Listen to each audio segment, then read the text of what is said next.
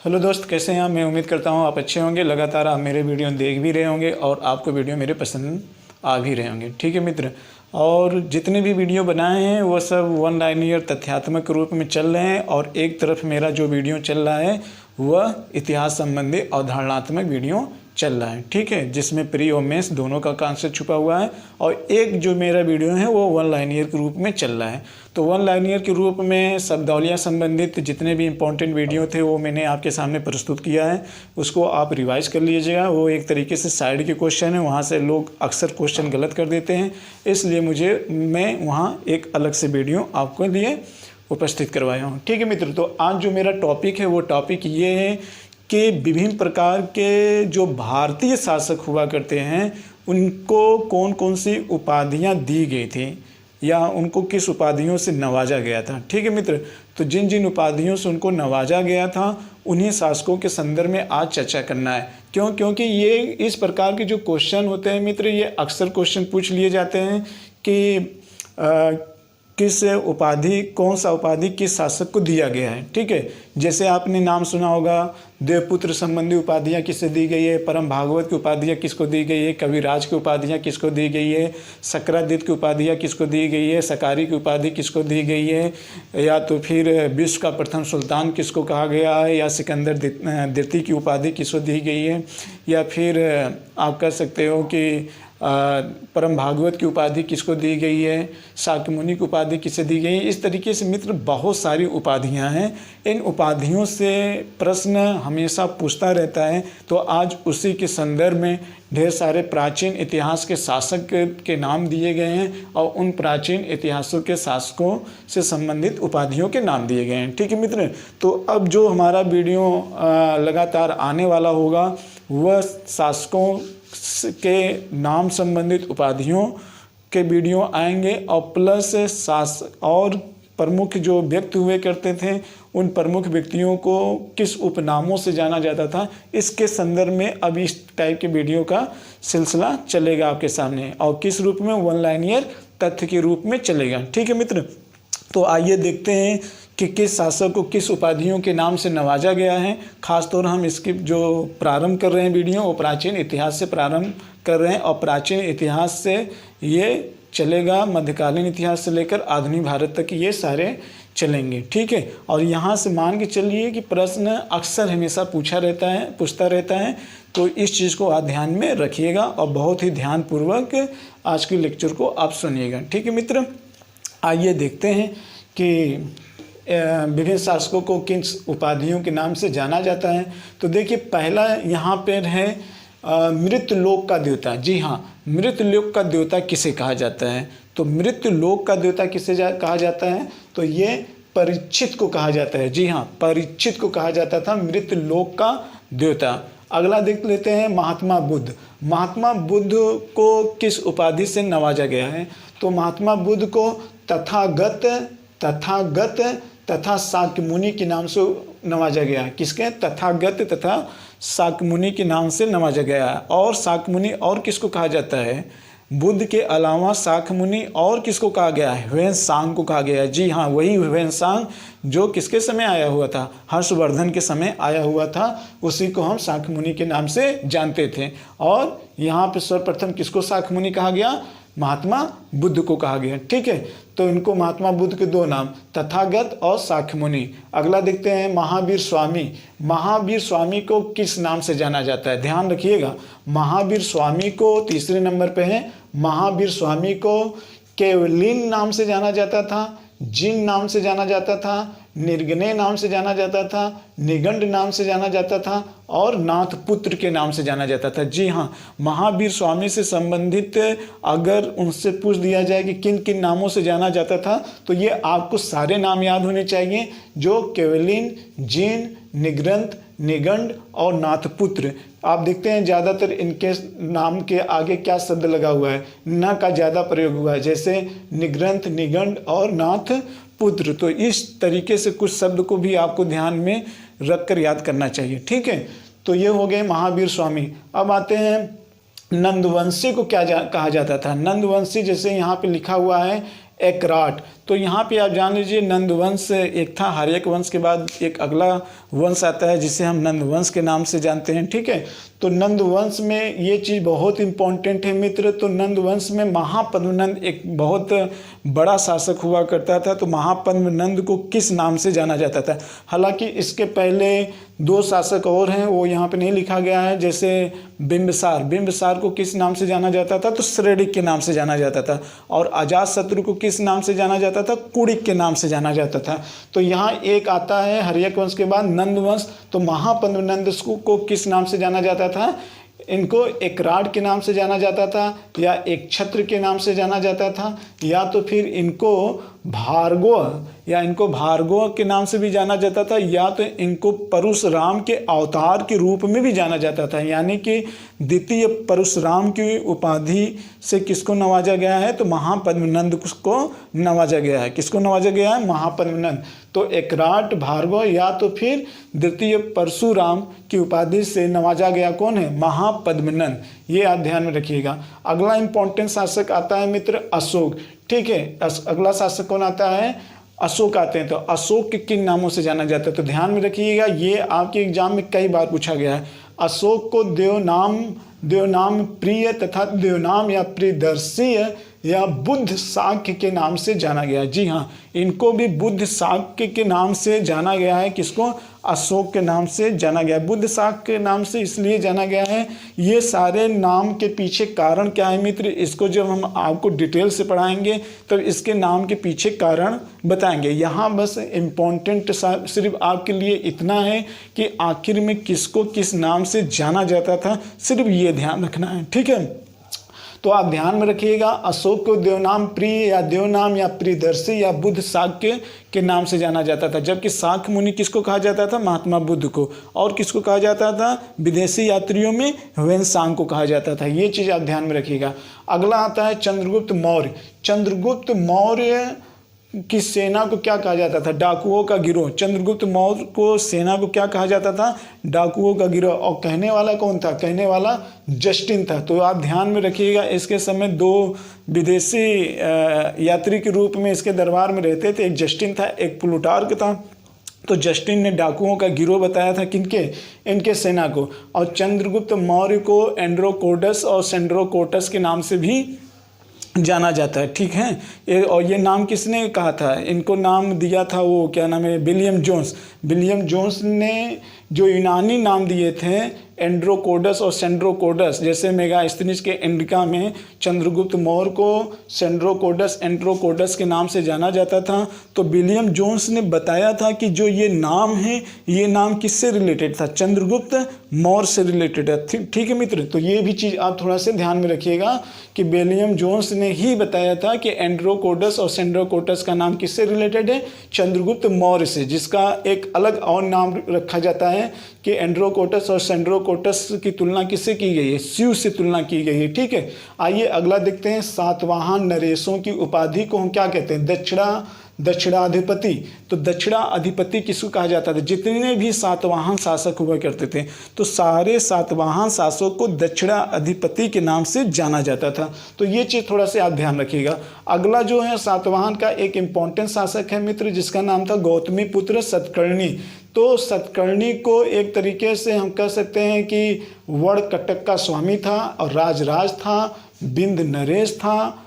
ठीक है, और वेदों का आश्रय दाता था। ठीक है, तो ये बहुत इंपॉर्टेंट है कि आखिर में दक्षिणाधिपतिश्वर में गौतमीपुत्र को क्या कहा जाता था? गौतमीपुत्र सतकर्णी को वेदों का आश्रय दाता कहा जाता था। वेदों का आश्रय दाता कहा जाता था। इसका मतलब ये था कि अपने साम्राज्य में धर्म को, सनातन धर्म को बनाए रखने पर इसने बहुत ज़्यादा जोर दिया था। किसने?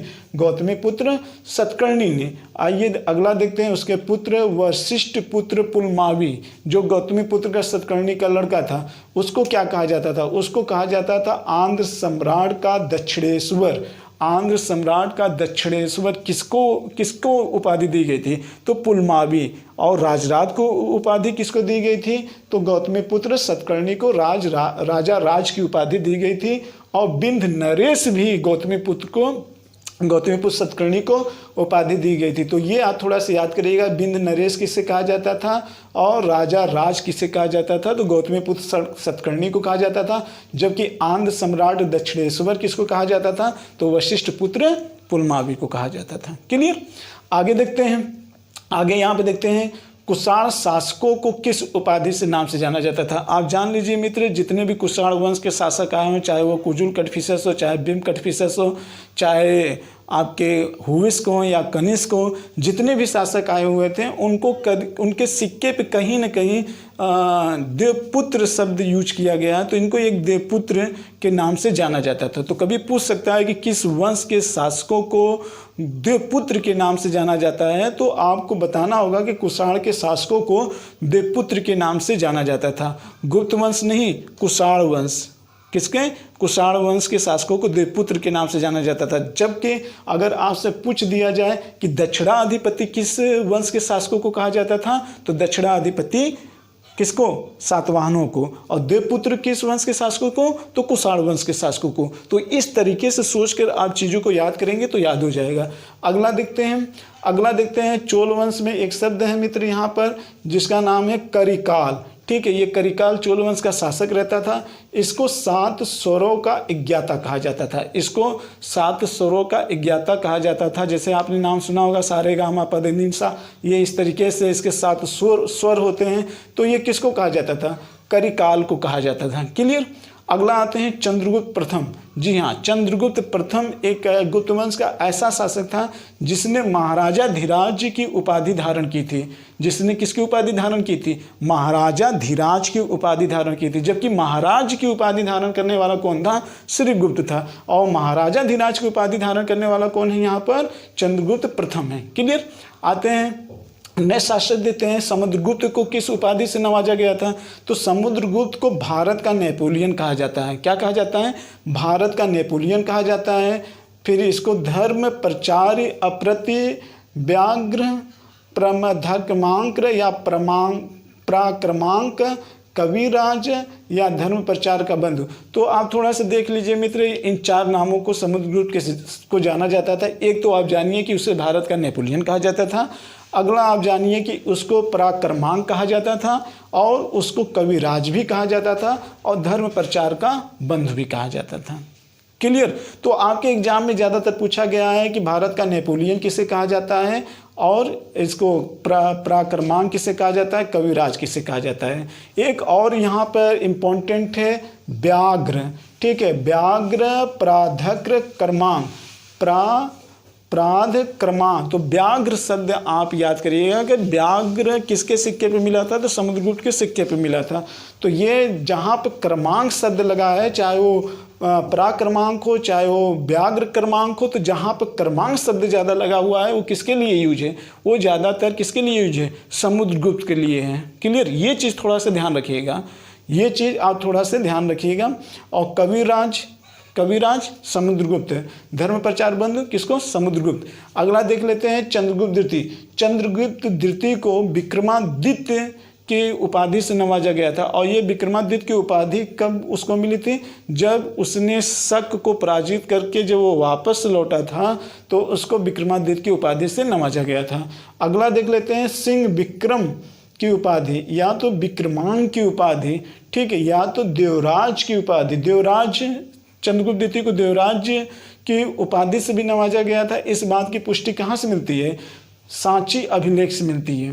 किसको कहा जाता था देवराज?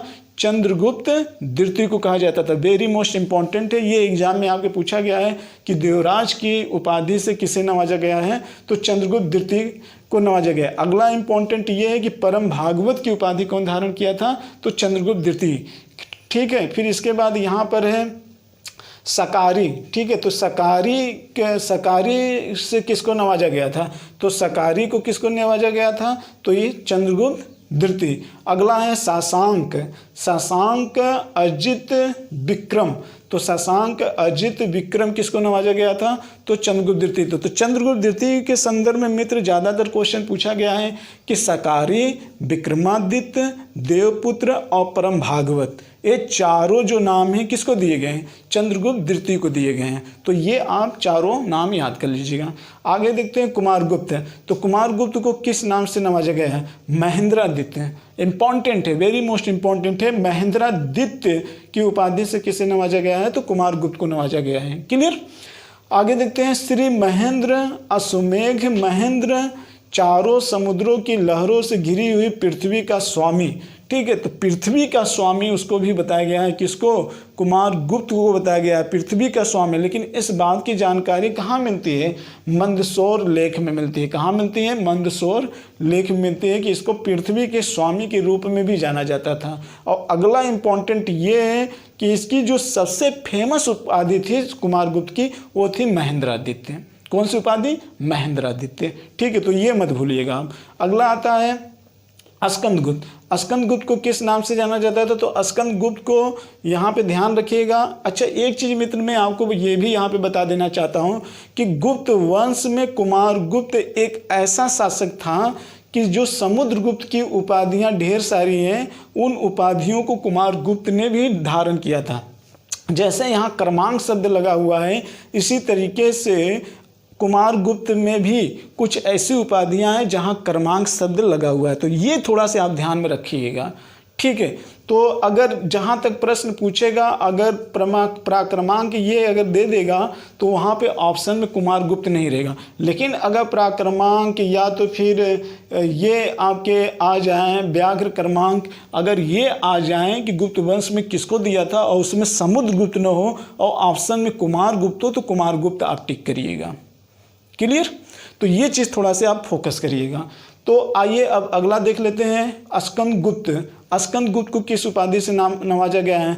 तो स्कंदगुप्त को सक्रादित्य की उपाधि से नवाजा गया है। किस उपाधि से? सक्रादित्य की उपाधि से इनको नवाजा गया। जबकि सकारी कौन था? सकारी चंद्रगुप्त द्वितीय था। और सक्रादित्य कौन है? सक्रादित्य स्कंदगुप्त हैं। ठीक है, तो ये छोटी छोटी चीज़ें जो अंतर हैं इसको ध्यान में रखकर आप याद करिएगा। तो सक्रादित्य, फिर इंद्र के समान इसको नवाजा गया है। ठीक है, जैसे शक्रोपन। ठीक है, शक्रोपन इंद्र के समान। और इस बात की जानकारी कहाँ मिलती है?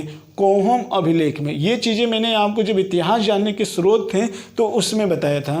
तो ये चीज़ थोड़ा सा आप ध्यान में रखिएगा। हर्षवर्धन के बारे में आइए। हर्षवर्धन को हम क्या कहते हैं? तो साहित्यकार का सम्राट। साहित्यकार का सम्राट किसे कहा जाता है? तो साहित्यकार का सम्राट जो है वह हर्षवर्धन को कहा जाता है। क्यों इसको साहित्यकार का सम्राट कहा जाता है? क्योंकि इसकी एक 3 प्रमुख रचना थी। वो 3 प्रमुख रचना कौन थी? आप देखिए, 3 प्रमुख रचना उसके समय थी। एक रत्नावली था और एक नागानंद था। ठीक है मित्र, और बालभट्ट के द्वारा भी रचित एक हर्षचरित था और कादम्बरी था। और इनका कौन था? प्रियदर्शी, नागानंद। ठीक है, नागानंद और एक अभी मैंने और बताया था, नागानंद और प्रियदर्शी, और एक इनका और था। ठीक है मित्र, वो थोड़ा ध्यान में नहीं आ रहा है। रत्नावली था। तो ये 3 था, नागानंद, रत्नावली और प्रियदर्शी। ये 3 रचना किसकी थी? हर्षवर्धन की थी। यही कारण था कि इनको साहित्यकार का क्या कहा जाता है? सम्राट कहा जाता है। ये तो इनकी 3 प्रमुख रचना थी। इसके अलावा जो इनके दरबार में रहते थे बालभट्ट, उनके द्वारा भी कादम्बरी और कौन सी रचना? हर्षचरित्र रचित की गई थी। क्लियर? तो जब मैं डिटेल में पढ़ाऊंगा तो वो सारी चीज़ें वहाँ पर आएंगी। एक बार यहाँ तो बस सिर्फ उपाधियों के संदर्भ में बातें की जा रही हैं। अगला आते हैं धर्मपाल। धर्मपाल को क्या कहा जाता है? तो धर्मपाल को ध्यान में रखिएगा, ये आपके एग्जाम में पूछा गया है मित्र कि उत्तरापद का स्वामी किसे कहा जाता है? उत्तरापद का स्वामी। तो मैं कहता हूं कि उत्तरापद के स्वामी में अगर आपसे पूछ दिया जाएगा कि वत्सराज को कहा जाता है, कि हर्षवर्धन को कहा जाता है, कि धर्मपाल को कहा जाता है, तो बहुत सारे बच्चे जो होते हैं वो कंफ्यूज हो जाते हैं। तो आप ये ध्यान में रखिएगा कि उत्तरापद का स्वामी जो होता था वो धर्मपाल को कहा जाता था। किसको कहा जाता था? धर्मपाल को कहा जाता था। क्लियर? वही धर्मपाल जिसने विक्रमशिला विश्वविद्यालय का निर्माण करवाया था। क्लियर? आगे देते हैं परम सौगात, इनको परम सौगात के नाम से भी नवाजा गया है। इसके बाद है मित्र अमोघ वर्ष। अमोघ वर्ष ये राष्ट्रकूट वंश का शासक था, ठीक है, वही राष्ट्रकूट जिसमें इम्पोर्टेंट शासक ध्रुव हुआ करते थे, जो एक तरीके से राष्ट्रकूट वंशों ने जो प्रतिहार वंश और पाल वंशों को पराजित किया था, उसी वंश का शासक था अमोघ वर्ष। और इस अमोघ वर्ष का एक उपाधि दी गई थी मित्र, और वो उपाधि कौन है? वीर नारायण। कौन सी उपाधि है? वीर नारायण। ठीक है, आइए अब इधर हम थोड़ा सा देख लेते हैं, ये भी सारी इंपॉर्टेंट उपाधियां हैं, इन पर भी हल्का से चर्चा कर लेते हैं। नाग भट्ट प्रथम, पहले यहाँ पे देख लेते हैं मित्र, बहुत वेरी मोस्ट इंपॉर्टेंट है, मिहिर भोज। जी हाँ, मिहिर भोज। मिहिर भोज प्रतिहार वंश का शासक था। मिहिर भोज को आदि बराह या प्रभास नाम से भी जाना जाता है। आदि बराह या प्रभास के नाम की उपाधि इसको दी गई थी। तो ये इंपॉर्टेंट है, आदि बराह और प्रभास किसको कहा जाता था? मिहिर भोज को कहा जाता था, और ये प्रतिहार वंश का शासक था। ठीक है, वही प्रतिहार वंश जो त्रिकोणात्मक युद्ध या त्रिपक्षीय युद्ध में भाग लिया था। इसके बाद आ देते हैं नागभट्ट प्रथम। नागभट्ट प्रथम किसे कहा जाता है? मलेच्छों का नाशक। जी हाँ, मलेच्छों का नाशक किसे कहा जाता है? नागभट्ट प्रथम कहा जाता है। क्यों? क्योंकि अरबों ने जिस समय आक्रमण किया था तो उनको एक मलेच्छ शब्द इनके द्वारा दिया गया था, और उनको पराजित करके नागभट्ट प्रथम ने भारत में प्रवेश करने से रोक दिया था, इसलिए इनको मलेच्छों का नाशक कहा जाता है। किसको? नागभट्ट प्रथम को कहा जाता है।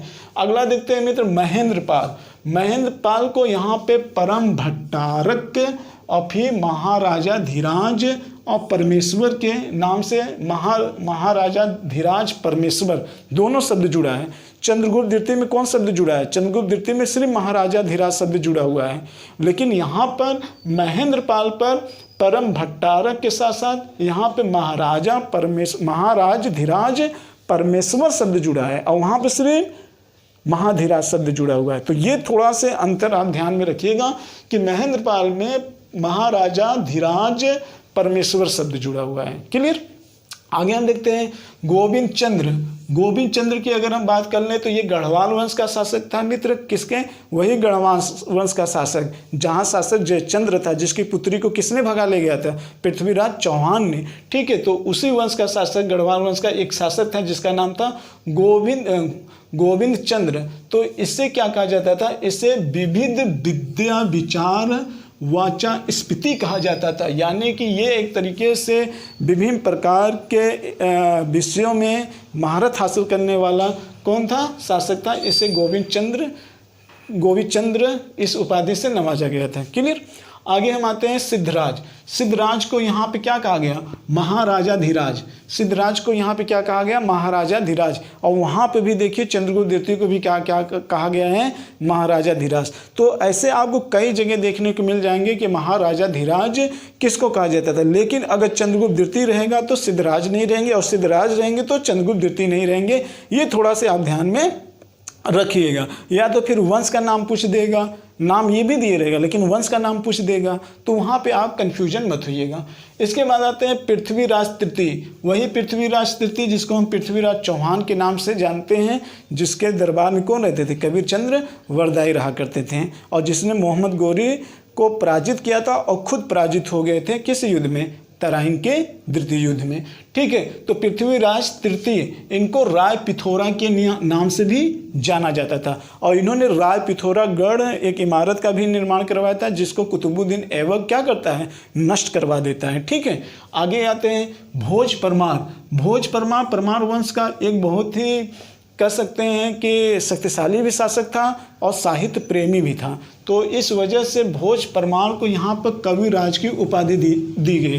तो ध्यान में रखना मित्र, कविराज की उपाधि कई जगह भी आपको सुनने को मिल जाएंगे। यहाँ पर हम थोड़ा सा चर्चा कर देते हैं। अकबर को भी कविराज की उपाधि दी गई थी, भोज परमार को भी कविराज की उपाधि दी गई थी, और किसको दी गई थी? समुद्रगुप्त को भी कविराज की उपाधि दी गई थी। इसके अलावा दक्षिण भारत में भी कोई एक शासक है, मुझे इस समय याद नहीं आ रहा है, उसको भी कविराज की उपाधि दी गई थी। क्लियर? तो ये छोटी छोटी चीज़ें जो बहुत कन्फ्यूज करती है, इसलिए उस सारी चीज़ों को एक जगह यहाँ पे मैं रख दिया हूँ ताकि आपके कॉन्सेप्ट क्या हो जाए, वन लाइनियर के रूप में आपके कॉन्सेप्ट क्लियर हो जाए। इस वजह से सारे वो नाम और उनसे संबंधित जो उपाधियाँ दी गई हैं उसका वन लाइनियर के रूप में आपके सामने वीडियो प्रस्तुत किया जा रहा है। क्लियर।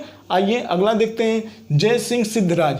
जय सिंह सिद्धराज सोलंकी वंश यानी सोलंकी नरेश का रहने वाला था। तो सोलंकी नरेश कौन? सोलंकी एक राजपूत हुआ करते थे और जो गुजरात में शासन किया करते थे, तो वही का था जय सिंह सिद्धराज। इसको किस नाम से दिया गया? तो सिद्धराज या अवंती की नाथ भी इसको कहा जाता है। देखिए मित्र, था सोलंकी तो कहाँ का रहने वाला था? गुजरात का रहने वाला था, लेकिन अवंती नाथ इसको क्यों कहा गया? क्यों? क्योंकि अवंती कहाँ पड़ता है? एमपी में पड़ता था, लेकिन अवंती में जो परमार रहते थे उन परमार को पराजित कर दिया था। तो जब पराजित कर दिया था तो अवंती पर उसका कब्जा हो गया था, इसलिए उसका नाम अवंतीनाथ पड़ गया था। क्लियर। अब आगे देखते हैं देवपाल। देवपाल कौन है?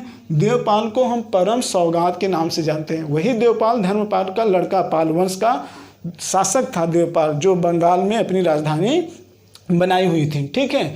अगला देख लेते हैं बल्लाल सेन। बल्लाल सेन यानी पाल वंश के बाद एक वंश आता है, सेन वंश आता है, जहाँ पर विजया सेन, लक्ष्मण सेन और बल्लाल सेन हुआ करते थे। तो बल्लाल सेन को किस उपाधि से नाम से जाना गया था? गोडेश्वर, निशंकर और शंकर उपाधि से नाम से जाना गया था। तो निशंकर और शंकर या गोडेश्वर, तो गोडेश्वर इन नामों से बल्लाल सेन को नवाजा गया था। और ये सेन वंश था कहाँ? बंगाल। कहाँ था? बंगाल वंश में राज कर रहे थे। इसके बाद सेन वंश का अगला शासक है लक्ष्मण सेन। तो लक्ष्मण सेन ने भी कौन सी उपाधि धारण की थी मित्र? परम भागवत। कौन सी उपाधि धारण की थी? परम भागवत। और चंद्रगुप्त द्वितीय ने भी परम भागवत की उपाधि धारण की गई थी। लेकिन सेन वंश में कौन धारण किया था? तो लक्ष्मण सेन ने धारण किया था। और गुप्त वंश में चंद्रगुप्त द्वितीय ने धारण किया था। इसके बाद आते हैं, देखते हैं लोहार वंशी। देखिए मित्र, राजत तंगड़ी एक पुस्तक है, कड़हर के द्वारा लिखी गई है। जम्मू कश्मीर में वहाँ 3 वंश पाए गए थे, जिनमें 3 वंश में एक वंश था कारकोट वंश, एक था लाहौर वंश, एक था दुर्बल वंश। ये 3 वंश थे। उन्हीं तीनों वंश में एक वंश था लोहार वंश। तो लोहार वंशी में एक शासक हुआ करता था जिसको हर्ष नाम से जाना जाता था और उसे कश्मीर का नीरो कहा जाता था। और ये नीरो कौन था? ये नीरो एक तरीके से, जिस तरीके से नेपोलियन था वहाँ का, फ्रांस का, इस तरीके से नीरो भी एक फेमस था अपने कार्यों के लिए, जो उसका नाम क्या था? नीरो था। और था कहाँ? ये रोम में था। ठीक है। महमूद गजनवी के बारे में आइए चर्चा कर लेते हैं। महमूद गजनवी को अमीर महमूद नाम से नवाजा गया है और ये दुनिया का प्रथम सुल्तान था। या दुनिया का प्रथम सुल्तान या विश्व का प्रथम सुल्तान किसे कहा जाता है? तो ये महमूद गजनवी था। आप जानते हैं कि दिल्ली सल्तनत भारत में कब स्थापित हुआ? 1206 में स्थापित हुआ। लेकिन गजनवी का आक्रमण कब हुआ भारत में? 1001 में हुआ। यानी कि लगभग 200 वर्ष पहले ही सुल्तान की उपाधि धारण करने वाला कौन था? महमूद गजनवी था। उसके बाद सुल्तान की उपाधि धीरे धीरे लोग ने धारण किया। किसने धारण किया? तो आप देखेंगे इल्तुतमिश ने धारण किया, बलबन ने धारण किया, कुतुबुद्दीन ऐबक ने धारण नहीं किया था। क्यों? क्योंकि उसके सिक्कों उसके नाम के सिक्के जारी नहीं किए गए थे। ठीक है। तो ये थोड़ा सा ध्यान रखिएगा कि प्रथम सुल्तान धारण करने वाला कौन था? महमूद गजनवी था। अगला आते हैं पृथ्वीसेन द्वितीय। पृथ्वीसेन द्वितीय को परम भागवत और सत्याश्रम के नाम से भी जाना जाता था। तो ये इंपॉर्टेंट है, सत्याश्रम किसे कहा जाता है? तो ध्यान में रखिएगा, परम भागवत कई जगह आ चुका है।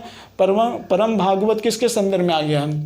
देखिए, परम भागवत के संदर्भ में लक्ष्मण सेन के बारे में मैंने बात किया था कि लक्ष्मण सेन ने परम भागवत की उपाधि धारण की थी। फिर पृथ्वी सेन ने परम भागवत की उपाधि धारण की थी। हालांकि इसकी एक उपाधि और है, सत्याश्रम। तो ये इंपॉर्टेंट है इसके संदर्भ में। और एक परम भागवत की उपाधि चंद्रगुप्त द्वितीय ने भी धारण की थी। तो ये थोड़ी थोड़ी चीज़ें आप ध्यान में रखिएगा। इसके बाद देखते हैं कृतिवर्मन। तो जो कृतिवर्मन था मित्र, ये देख लेते हैं। कृतिवर्मन ने ये वातापी का प्रथम निर्माता एवं पृथ्वी का शक्तिशाली शासक था। ये थोड़ा सा ध्यान रखिएगा कि वातापी का प्रथम निर्माता था, जिसे पृथ्वी बल्लभ के नाम से जाना जाता था। क्लियर। तो ये कृतिवर्मन शासक था। वातापी यानी कि वातापी वही चालुक्य वंश के, वातापी के चालुक्य वंश के आपने नाम सुना होगा, वातापी और बदामी, जिसका शासक प्रतापी शासक कौन हुआ करता था? पुलकेशियन द्वितीय, वही पुलकेशियन द्वितीय जिसको हर्षवर्धन को पराजित किया था, उसी चालुक वंश का शासक था कृतिवर्मी, जो खोई हुई चालुक वंश की प्रतिष्ठा को दोबारा वापस लाता। इसी कारण से उसे पृथ्वी बल्लभ की उपाधि के नाम से भी नवाजा गया। क्लियर। आइए अगला देखते हैं पुलकेशियन द्वितीय। पुलकेशियन द्वितीय को परमेश्वर और श्री बल्लभ महाराज की उपाधि के नाम से नवाजा गया है। तो श्री बल्लभ और परमेश्वर की उपाधि से किसको नवाजा गया है? पुलकेशियन द्वितीय को। किसको? पुलकेशियन द्वितीय को। तो बल्लभ शब्द आप याद करेंगे तो बल्लभ शब्द ज़्यादातर वातापी के चालुक्य के संदर्भ में यूज किया गया है। क्लियर। तो ये थोड़ा सा आप ध्यान में रखिएगा। इसके बाद विक्रमादित्य फर्स्ट, इसको भी श्री पृथ्वी बल्लभ के नाम से नवाजा गया है। तो देखिए ये बल्लभ शब्द आपके सामने कई बार यूज किए गए हैं। अब जरा सोचिए कि अगर आप इतिहास पढ़ रहे हो और सारी चीज़ें आपके सामने एक जगह न हो और ये सारे शासक का नाम आ जाए उपाधियों के संदर्भ में, तो आपसे गलती होने की संभावना बहुत अधिक होगी। क्यों? क्योंकि ढेर सारी ऐसी उपाधियां हैं जो एक ही उपाधियां हैं लेकिन शासक कई अलग अलग हैं। ऐसे स्थिति में गलती होने की संभावना बहुत अधिक होती है। यही कारण है कि सारी चीज़ों को मैंने एक जगह लाकर आपके सामने प्रस्तुत किया है। आइए अगला देख लेते हैं।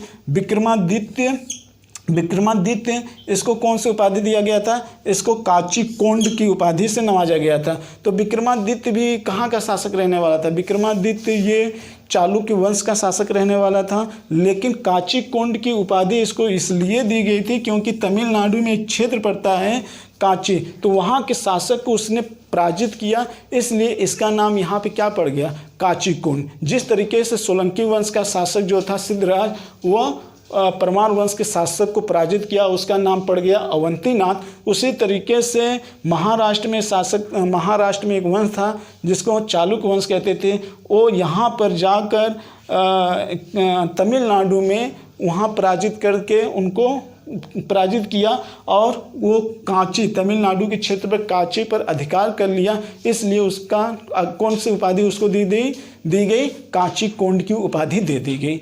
तो मित्र, जो उपाधियां दी जाती है ना, जो ये उपाधियां दी जाती है, या तो वो एक पूर्वजों के रूप में सिलसिला तरीके से चला आता रहा हो, उस आधार पर ध्यान में रखकर उपाधियां दी जाती हैं, या तो फिर उनके कुछ विशेष कार्य किए जाने के बाद उपाधियां दी जाती हैं।